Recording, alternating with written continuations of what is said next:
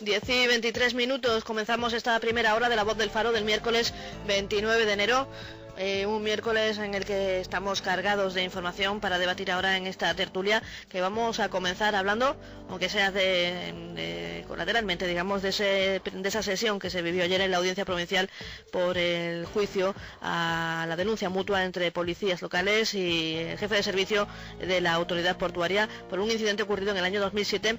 Eso está todavía, el juicio sigue, esa sesión sigue su curso, pero nosotros lo que nos vamos a centrar hoy con los contertulios en este primer tema de debate es quién tiene la competencia en el tráfico, en el control del tráfico en el entorno portuario. Esa es la primera pregunta que yo lanzo a la mesa de debate, en la que hoy tenemos a Carmen Echarri. Buenos días. Hola, buenas. Y también tenemos a Luis Manuel Aznar. Buenos días. Buenos días. Pues dicho queda. ¿Quién tiene la competencia en el entorno portuario? Si quieres, Carmen, cuenta un poco los avatares de esa sesión, por lo menos cuál es el hecho, digamos, en el que se fundamenta. No, a mí ya me parece una pasada, el juicio tú sabes que queda una segunda sesión, entonces, a mí no me gusta pronunciarme en este tipo de asuntos hasta que haya sentencia, ¿no? Porque no debe ser así, a la hora de respetar ese intento de transparencia o de respeto a lo que luego diga el tribunal. Hombre, a mí ya sí que hay dos cosas que me gustaría puntualizar. La primera, me parece una pasada que se estén celebrando juicios cuyos hechos han ocurrido hace 7 años. Eso ya de entrada. Año 2007. Claro, eso ya pues altera mucho las testificales que se puedan prestar. Se les pregunta a los testigos datos muy concretos, que es imposible. O sea, tú no le puedes preguntar a un testigo cuándo ocurrió estos hechos, incluso el mes. Es que después de 7 años y sobre todo en determinadas profesiones, un policía portuario, como a un policía local, como a un guardia civil o policía nacional, que llevan a cabo un montón de actuaciones diarias impactantes en el día a día, ¿tú cómo le vas a preguntar en una intervención que aunque fue dramática, aunque fue llamativa porque se llevaron a tu jefe engrilletado? Al margen de eso, ¿tú cómo le vas a preguntar algún detalle? Pues es normal que sucedan una serie de bailes, una serie de disparidades que pues luego pues puedan intentar algunas partes utilizarlo para buscar contradicciones o para buscar que alguien está mintiendo. Entonces, eso de entrada, claro, eso es el sistema que tenemos, que con recursos, con archivos que luego se reabren, con peleas en el propio avatar judicial, y que claro, pues al final pues choca con situaciones de este tipo, que yo creo que este tipo de juicios como el de la Operación Palmera, ¿no?, que todavía no se conoce la sentencia, pero que también ocurrió una cosa parecida. O sea, esa fue peor aún, porque eso creo que eran 14 años después de haber ocurrido los hechos, que se estaban sentando a la gente en el banquillo para juzgarla. ¿Tú cómo vas a hacer un juicio 14 años después de los hechos?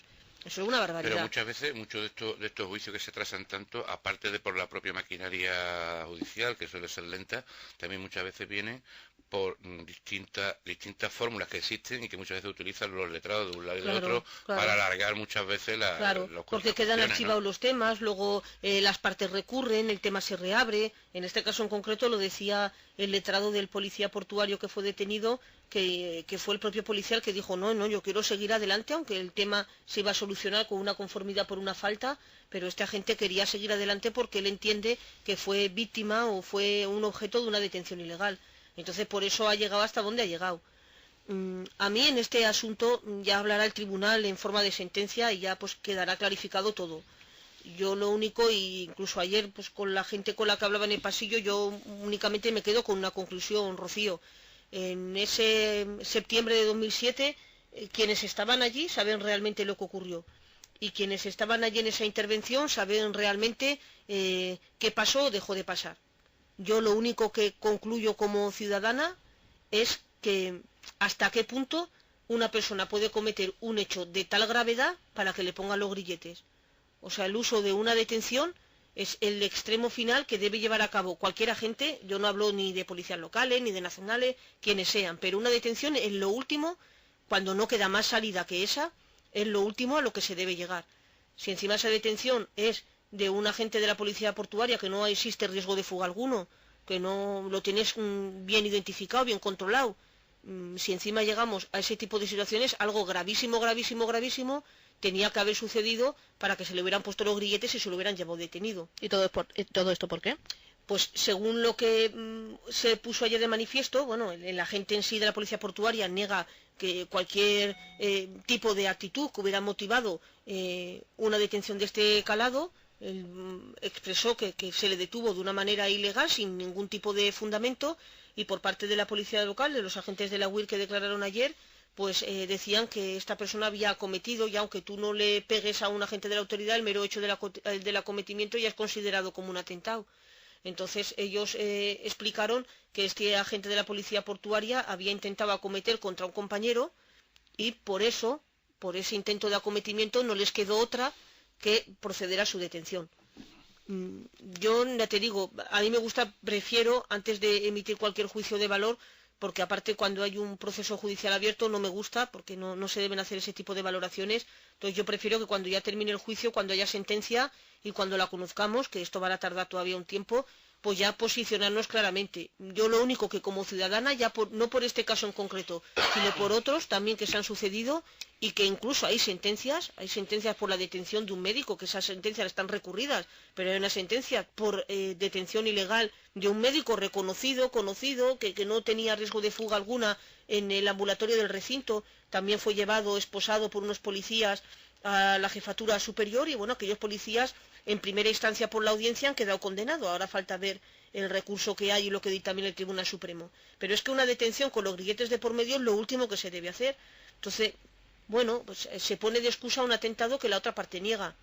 Veremos al final el tribunal, porque ayer hubo 2 careos, veremos el tribunal lo que ha visto y lo que el tribunal, que es sabio, que son unos profesionales, los 3 magistrados que lo componen muy bien preparados, vamos, no hace falta conocer a los magistrados que componen la audiencia para saber de su profesionalidad y de sus siempre acertadas sentencias. Ellos habrán visto de esos careos algo y de las propias declaraciones para luego fundamentar esa sentencia. Pero yo como ciudadana, al margen de cualquier cosa que luego el tribunal pueda decir, considero que llegar a un extremo de una detención tiene que ser provocado por algo que se salga de las manos y que no te quede más que proceder a poner unos grilletes a una persona. Y todo esto por una disputa de tráfico. De la competencia, mejor dicho, de la competencia sobre el tráfico en la zona portuaria, ¿no? Es que aquí existen 2 partes. Por un lado, la policía local dice que dispuso un control en base a un plan de seguridad en barriadas, un control perfectamente identificado y justificado por sus jefes, y lo pusieron en el puerto, y entonces, según manifiesta la propia policía,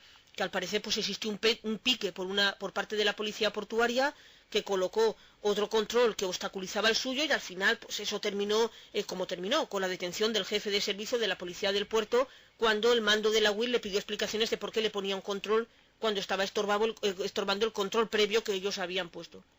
Por parte de la policía portuaria se niega esto. Dicen que desconocían primero que existía ese control, que no lo veían, en una fase OPE que había una gran cantidad de vehículos y que no se lo habían comunicado oficialmente tampoco. Y que no se lo habían comunicado, y que ellos dispusieron un control y que entonces, según la versión de la policía portuaria, por parte del mando de la UIR, pues se les dijo que quitaran ese control y de malas maneras, y al final terminó con esta detención. Esto llevó, como tú bien apuntabas, al conflicto de competencias. Es que estos hechos ocurrieron en un año en el que, año 2007, hubo varios percances entre policías locales y portuarios a colación de las competencias o no en esa zona. Hubo varios episodios que de hecho fueron publicados en El Faro y motivó un debate que hablaron gente de diferentes sindicatos sobre este asunto. Ayer un técnico de la ciudad hablaba de que en la avenida portuaria, siendo competencia de la autoridad portuaria, quienes tienen competencia en materia de tráfico es la propia policía portuaria. Lo que pasa que la UIR en el juicio de ayer explicaba que su control formaba parte de un plan de seguridad en barriadas para identificación, o sea, algo más allá de la propia, lo que es el multar o el propio asunto de tráfico. Pero ya no creo que igual motivó este enfrentamiento, esta historia, igual fue motivada por eso de trasfondo, yo no lo sé, lo saben ellos, los que han declarado. Pero sí que, insisto, como terminó esta historia, que fue con una persona, que un jefe de la policía portuaria, hombre, que no se te va a escapar, que es reconocido, que es identificado, que iba con su traje de policía, con su placa identificativa, o sea, que ahí no hay nada que se vaya a intentar frustrar ningún asunto. Creo que fue demasiado llevado al extremo el ponerle los grilletes y el detenerlo, porque esto se soluciona después. Pues oye, si ha habido una alteración con una denuncia en el juzgado, que esta persona se va a presentar. De hecho, uno de los puntos que defendía el abogado del agente portuario era que cuando esta persona fue llevada a comisaría en calidad de detenido, llegó a comisaría y la propia Policía Nacional, que tuvo que tomar, escribir la denuncia y tomar declaración de los hechos, consideró que eso no era motivo de delito, sino de una falta, y el agente quedó en libertad. Si llega a considerar que era un delito, ese agente dormía en los calabozos, y luego pasaba de posición judicial por algo gravísimo, pero esa misma noche este agente quedó en libertad al considerarse que era una falta, que no era motivo de ser considerado un delito que motiva una detención. Por eso te digo que aquí esto traerá muchas aristas. No, y traerá cola cuando veamos la sentencia y a ver en qué condiciones queda la sentencia y sobre todo en los razonamientos que haya visto el tribunal a la hora de entender si existió, que es lo más grave de este asunto, si existió, o a mi juicio me parece a mí que es lo más grave, si existió una detención ilegal o no, o una extralimitación de las funciones. Eso ya lo verá el tribunal, porque la UIR se defiende y se ratifica. Y ayer también declararon muy bien, sobre todo uno de los agentes, el mando, diciendo que ellos habían considerado hasta el extremo que esa actuación era necesaria y obligada. Entonces ahora veremos por dónde termina esto. Lo cierto es que independientemente del fondo de este asunto, lo que está muy claro es que en una ciudad como la nuestra, donde se confunden las competencias muchas veces, porque claro, muchas veces nos metemos en la avenida Martínez Catena mismo, que en teoría es carretera nacional y debe ser competencia a la hora de multa de tráfico de la Guardia Civil. Pues también te encuentras muchas veces allí coches de la policía local que te pueden estar multando. En Ceuta, al fin y al cabo, podemos confundir muchas veces, porque cuántas veces hay controles de la UIR, si nos ponemos así, cuántas veces hay controles de la UIR ahí en el poblado. Sí. Y es territorio portuario. También es territorio portuario. Si nos vamos, todo lo que sea, desde bajando la cuesta del antiguo hospital de la Cruz Roja, desde ahí hasta la salida por la playa Benítez, todo eso es territorio portuario. Y siempre vemos por allí al Cuerpo Nacional de Policía, a Policía Nacional. Lo que sí me parece grave es que entre cuerpo y fuerzas de seguridad, considerando la policía portuaria como una fuerza de seguridad, puede existir estos roces y estos piques que me parecen más de niños chicos que de otra cuestión. Son muy infantiles. Sí, a mí me parece que esto es un absurdo entre cuerpo y fuerza de seguridad. No, pero por eso independientemente mismo, de las competencias que pueda tener cada uno en una zona determinada, ¿no? Pero por eso mismo que tú utilizas la palabra absurdo, también te tendrá que parecer absurdo que al final una persona termine engrilletada. Claro. O sea, que es que no es... Se lo lleven. O sea, hombre, no estamos hablando de ningún indocumentado que se vaya a escapar o una persona no reconocida. Y que le pegue una patada, por ejemplo, al médico del ambulatorio José Lafón, como pasó el lunes, ¿no? Por ejemplo, ahí se lo tuvieron que llevar reducido. Tú me dices a mí que el jefe de servicio de la policía portuaria, que me parece que no llevan armas, ¿no? Los del servicio de policía portuaria me parece que no llevan armas de fuego, me parece. Pues sacar una porra y lo hubiera agredido encima a un policía nacional, pues tú dices, oiga, me lo llevo detenido por agresión. No, es que fue un acometimiento, no llegó a haber agresión. Pues por eso te digo. Declaró el propio policía que supuestamente había sido objeto de ese delito de atentado y dijo que no le había hecho nada, pero sí que el acometimiento ya se considera atentado. El intento de hacerlo, ¿no? Claro. Luego hay otra cosa muy grave que a mí me parece que esto Pepe Torrado ya hace muchísimo tiempo que tenía que haber metido mano en el tema. O sea, es que luego existe, según declara un agente de la policía del puerto, porque hay algunos agentes que han recibido su formación para el control de cámaras y su misión es controlar las cámaras desde la torre de control. Pues bueno, hay un agente que narra, dice que la sucesión de hechos fue así, que se le detuvo de una manera gratuita o sin tener que haberse procedido a esa detención a su jefe, a este agente portuario, y comenta que todo eso, él estaba tranquilo de que iba a salir adelante esa verdad que él manifiesta que es la auténtica, porque estaban las cámaras grabando y yo lo estaba viendo todo por las cámaras y según él narra, a través de esas cámaras se estaba viendo cómo la policía se llevaba detenido a este policía portuario por la cara, pero luego resulta que esas cámaras no están, o sea, perdón, que esa grabación que supuestamente tenía que haber obtenido las cámaras no están. Ayer declara un funcionario de la autoridad portuaria que comenta que, bueno, que es que en esa época hubo un aumento en el volumen de cámaras, entonces hubo una adaptación informática. Bueno, el hecho es que la grabación que tuvo que hacer esa cámara número 11, no existe. Y esa grabación era fundamental, porque si hay dos versiones muy enfrentadas, que eso llevó ayer a que se llevaran a cabo dos careos, porque hay personas que dicen una realidad sobre el asunto completamente opuesta, entonces esa grabación podía haber aportado, pero una luz impresionante. Recuerda que en un juicio también en el que se vio implicada la UIR y que quedaron condenados 2 policías, fue una prueba pues prácticamente fundamental, una grabación hecha por un teléfono móvil de una persona. En una intervención también llevada a cabo por la UIR, me parece que era cerca de Jadú, la audiencia se basó muchísimo en su sentencia en el contenido de ese vídeo.